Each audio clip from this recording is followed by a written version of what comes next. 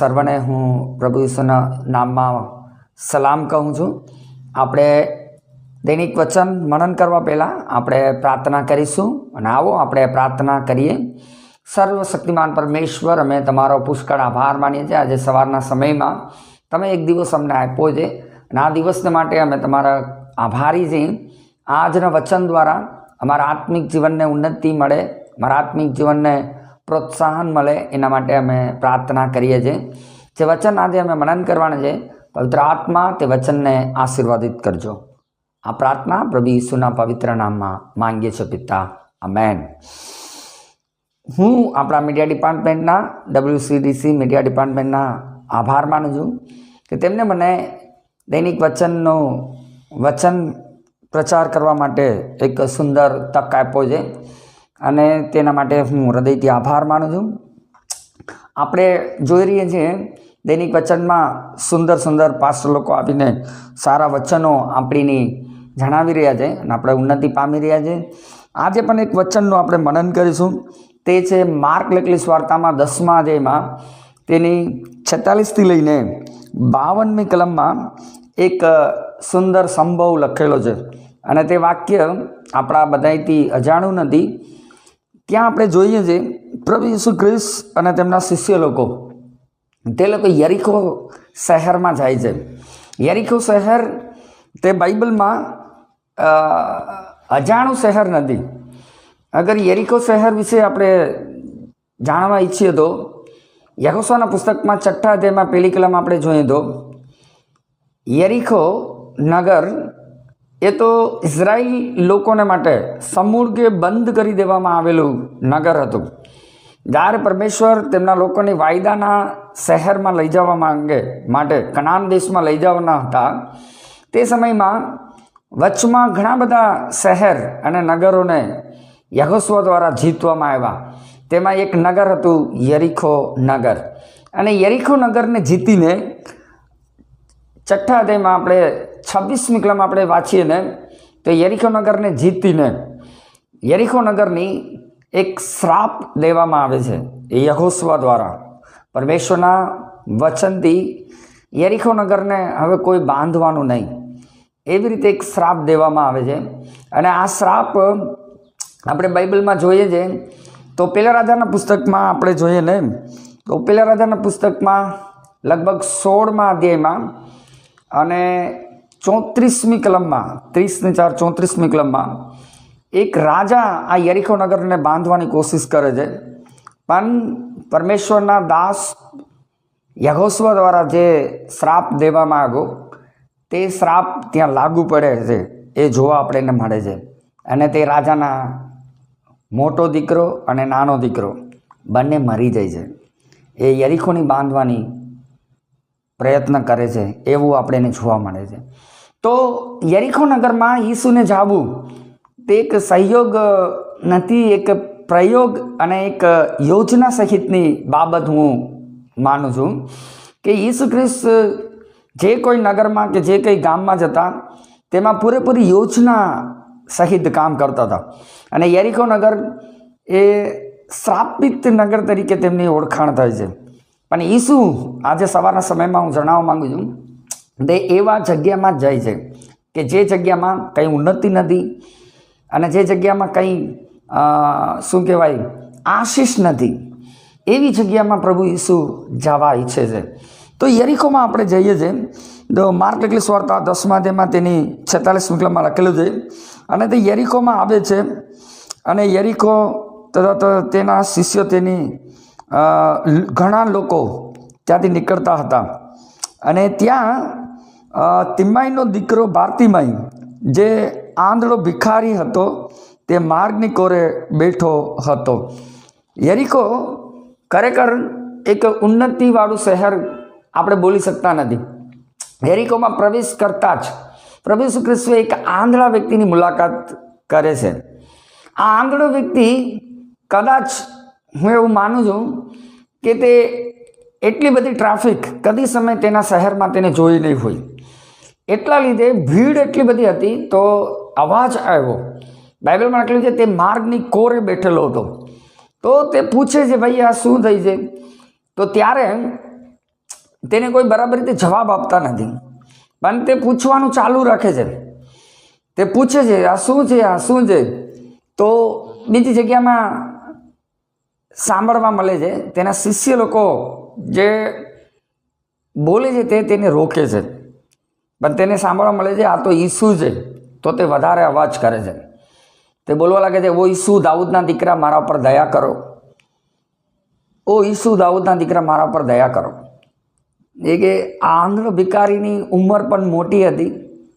આપણે જોઈ શકીએ છીએ આંધળાની પાસે કોઈ ફ્યુચર નથી, કોઈ ભવિષ્યકાળ નથી. એની પાસે એક જ કામ છે, હંમેશા ભીખ માંગવાનું કામ. યરીખો નગરમાં સૌથી પહેલું જે કામ પ્રભુ ઈસુ ખ્રિસ્તુએ કર્યું ને તે હતું આ આંધળાની દ્રષ્ટિ આપી. પણ જ્યારે બાર્તિમાઈનો અવાજ સાંભળીને પ્રભુ ઈસુ ખ્રિસ્ત ઊભા રહી ગયા ને ત્યારે હું તમને એક કાર્ય જણાવવા માંગુ છું. જે કે ઈસુ હજારોની ભીડમાં જતા હતા, પણ ઈસુની પાછળ જે લોકો જતા હતા તે લોકોનું હૃદય અથવા શું કેવું હતું તે આપણને ખબર નથી.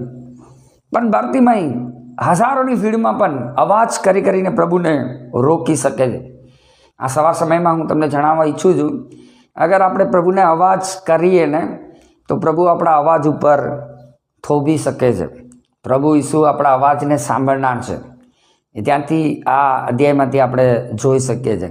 જ્યારે ઈસુ ઊભા રહીને બાર્તિમાઈ ભિખારીને બોલાવે છે, જ્યારે તેની પાસે એક પ્રશ્ન પૂછે છે, હું તારે માટે શું કરું? એટલે કે પ્રભુની ખબર જ છે, પ્રભુ જાણે જ છે, તો પણ પ્રભુ આ બાર્તિમાઈ ભિખારીને પ્રશ્ન પૂછે છે, હું તારે માટે શું કરું? ઘણી વખત શું હોય છે, આપણે પરમેશ્વરની પોકાર કરતા હોય, આપણે પરમેશ્વરની અવાજ કરતા હોય. પરમેશ્વરની ખબર છે આપણે કઈ બાબતને માટે તેની પોકાર કરીએ છીએ, કઈ બાબતને માટે તેને અવાજ કરીએ છીએ. પણ પ્રભુ જાણવા ઈચ્છે છે કે હું શું કરું, એવી તારી ઈચ્છા શી છે. ત્યાં આપણે જોઈએ છીએ કે આ બાબતમાં એક પોઈન્ટ છે. આ વ્યક્તિ જન્મથી આંધળો છે કે ક્યારે આંધળો બન્યો તે આપણને સ્પષ્ટ ખબર નથી, પણ એ વ્યક્તિ આંધળો છે તે જરૂર બાબત આપણને ખબર પડે છે. તો આ વ્યક્તિના જીવનમાં પ્રશ્ન એટલા માટે પ્રભુએ પૂછ્યો કે તું શું જોવા માંગે છે? તું જગતને જોવા માંગે છે કે મને જોવા માંગે છે? મને એ જ કાર્ય પ્રભુની પાસેથી જાણવામાં આશ્ચર્ય લાગે છે. હકીકતમાં તે વ્યક્તિ આંધળો હતો અને તેને દ્રષ્ટિ જોતી હતી, પણ પ્રભુએ તેને પૂછ્યું, હું શું કરું? પ્રભુ આપણને પણ આ સવાર સમયમાં પૂછવા માંગે છે. ઘણી વખત આપણે પ્રભુનો સ્વીકાર કરી લીધો, પણ આપણે કોને જોવા માંગીએ છીએ? આપણે જગતને જોવા માંગીએ છીએ કે આપણે ઈસુને જોવા માંગીએ છીએ? એ કે આપણા જીવનમાં ખરેખર પ્રભુએ કંઈ કામ કર્યું હોય અથવા ઈસુ આપણા જીવનમાં આવીને કંઈક બદલાવટ થયો હોય તો આપણે ઈસુને જોવાની જરૂર છે, જગતની જોવાની જરૂરત નથી. તે કાર્ય આપણે આ ભાગમાં આપણે શીખી શકીએ છીએ. બીજું, જ્યારે ઈસુ આ બાર્તિમાઈ ભિખારીને બોલાવે છે ને ત્યારે તેની પાસે એક કટોરો અથવા એક કપડું હતું. બાઇબલમાં એમ લખેલું છે, તેને તે નાખી દીધું. ત્યાંથી આપણને શું શીખવા મળે છે? ઈસુએ જ્યારે તેને બોલાવ્યો ને ત્યારે તેને ખબર પડી ગઈ, હવે હું કદી સમય ભીખ માંગીશ નહીં. દેખે એટલી બધી ટ્રાફિકમાં તેને લુગડું અને કટોરાની ચિંતા કરી નહીં. એ આંધળો છે. કદાચ ફરીથી તેને ઈસુની પાસેથી વાતચીત કરીને ફરીથી તેને જવું પડે, દ્રષ્ટિ મળે કે ના મળે, તો આ કટોરો અને આ કપડું તેને કોઈ આપી શકતા નથી. પણ આપણે જોઈએ છીએ તે કટોરો અને કપડાની પરવાર કર્યા વગર તે એકદમ હિંમતથી ઈસુની પાસે જાય છે. ત્યાં તે સમયમાં આપણે શું શીખી શકીએ છીએ? તે શીખી શકીએ છીએ કે તેનું પ્રભુની પાસે જવું એક વિશ્વાસભર્યું પગલું હતું કે હવે હું જરૂર દેખતો થઈશ. જ્યારે આપણે પ્રભુની પાસે આવીએ છીએ ને ત્યારે આપણે પણ એ વિચાર રાખવું જોઈએ કે પ્રભુની પાસેથી હું કંઈક ને કંઈક મેળવી લઈશ. ઘણી વખત આપણે પ્રભુની પાસે જઈએ છીએ ત્યારે આપણા મનમાં બે વિચાર રહી છે. શું પ્રભુની પાસેથી માંગે તો એ મને મળશે, પ્રભુની પાસે તે માંગે તો એ તે મને આપશે. તો આ અધ્યાયમાં આપણે એ કાર્ય શીખી શકીએ છીએ. તે એકદમ કોન્ફિડન્સથી, એક વિશ્વાસથી તે પ્રભુની પાસે જાય છે અને આપણે જોઈએ છે તે દ્રષ્ટિ પણ પામે છે. છેલ્લું અને એક આખરી બાબત હું તમને કહેવા માગું છું. આ અધ્યાયમાં ઘણા લોકો પ્રભુની પાસેથી આશીર્વાદ લઈને પછી ક્યારે પ્રભુની પાછળ ચાલતા નથી, અને જ્યારે આશીર્વાદ નીકળી જાય ત્યારે તે ફરીથી પરમેશ્વરની શોધે છે. પણ આપણે આ ભારતીભાઈ ભિખારીની પાસેથી શીખી શકીએ. એ દ્રષ્ટિ પામ્યો, એને પૂરી રીતે તેને જોવામાં આવ્યું, તેને પૂરી દુનિયાની જોઈ અને તેને જોયું કે હવે હું આ શ્રાપિત જગ્યામાં નહીં રહીશ. દેખી, યરીખો ઉન્નતિવાળી જગ્યા નથી, યરીખો આશીષની જગ્યા નથી, પણ એવી જગ્યામાં પ્રભુ ઈસુ ખ્રિસ્ત ગયા જે જગ્યામાં ઉન્નતિ નથી, જે જગ્યામાં આશીર્વાદ નથી, એવી જગ્યા પ્રભુ ઈસુ ખ્રિસ્તે પસંદ કરી. અને આપણે નીચેની કલમમાં આપણે જોઈને, સૌથી નીચેની કલમમાં તો તે બાર્તિમાય ભિખારી ઈસુની સાથે ગયો. હવે તે યરીખોમાં નથી, હવે તે યરુશાલેમ, તે શાંતિની જગ્યામાં તે જાય છે. અગર નીચેના અધ્યાયમાં આપણે પહેલી કલમમાં આપણે વાંચીએ ને, 11મા અધ્યાયમાં પહેલી કલમ, તો યરુશાલેમ એ શાંતિની જગ્યા છે. શાંતિની જગ્યામાં તે ગયો. તે આશીષની જગ્યામાં, શાપિતની જગ્યા તેને છોડી અને આશીર્વાદના જગ્યામાં તે આવ્યો. આ સવારના સમયમાં હું તમને એ જ જણાવવા માગું છું, પ્રભુ ઈસુ ખ્રિસ્તનું જવાનું, કામ કરવાનો તરીકો અને પ્રભુનો જે કંઈ પણ આપણા પ્રત્યે વિચાર છે તે બહુ સારા છે. ઈસુ આપણા માટે ભલાઈ ઈચ્છે છે, આપણા માટે આશીષની બાબત ઈચ્છે છે. આ સવા સમયમાં હું તમને એ જ જણાવવા માગું છું કે તમે પ્રભુ પર વિશ્વાસ કરો અને પ્રભુના નામથી તમે જે કંઈ કરો તે પૂરા વિશ્વાસથી કરો.